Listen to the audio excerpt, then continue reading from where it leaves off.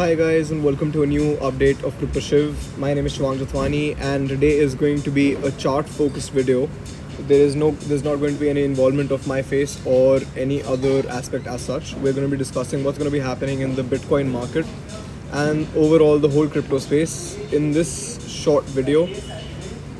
What we can see right here is a Bitcoin chart on a weekly time frame, and we've put a logarithm function on it so we can see how the Bitcoin chart actually moves. We can see that we ideally move between these two types of resistances and supports, and this has been going on since the inception of Bitcoin. We fell from the first one. I'm just going to zoom in and show you every detail. We fell from the first one, came up second, and these are all the Bitcoin bottoms that this is marking. The first bottom, the second bottom. We move on, and this is when the cycles actually start continuing perfectly. We see that the Bitcoin bottoms exactly on the 200-day EMA, the 200-day simple moving average, and goes up after taking some support from this 11-year support.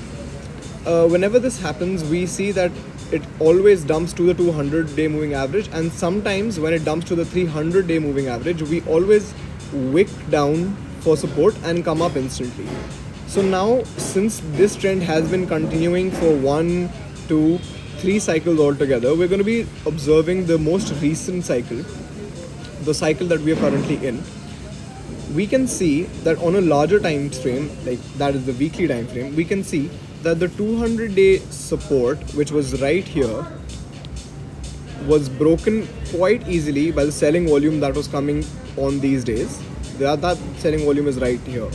So after this selling volume was, breaking our support, we were being held by the 300-day moving average perfectly, which is something we did earlier this year.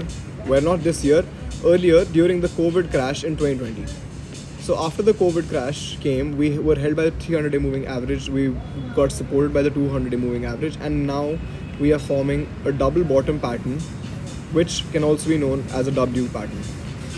So what's going to happen for this pattern? After the second bottom, we can see a rise coming to the $21,800 mark, which is our first stop. Before that stop, we will be consolidating around these levels for a while, which is a $21,200 level, which is about, let's say, $700 from our current market price. After the W pattern is completed, there is a possibility that if we close the weekly candle over the 200-day moving average, the bear bottom is already in, and the fact that we are already out of the bearish market and going to consolidate in these levels for a further duration of time till we get to an all-time high of about $90,000 to $100,000 in 2024. Now, if we move on a shorter time frame, let's say the daily, we can easily see, if we move to the daily time frame, we can see that we were being held down by this descending triangular resistance, and we have broken out of it perfectly. Yep. So after we have broken out of this triangle right here, we will probably come in for a retest since there is not a lot of buying volume coming in. The breakout is not supported by a lot of buying volume, so there is a possibility of a retest. So before you enter any long positions, just make sure that we don't flip the market and you end up actually being in a loss instead of being in a profit. Apart from this, we have another update for the Ethereum market. For the Ethereum market, we can see that this bounce was bigger than the bounce that BTC took because we have just broken out of resistance. Now, after this, we can expect a short-term, bounce coming up to the point of $17,500 if we see this kind of buying volume continuing. Now, all of this is being supported by the simple fact that the Bitcoin market is still in a bearish scenario, and since world recession and inflation starts to rise, we will probably see this getting rejected earlier than the target.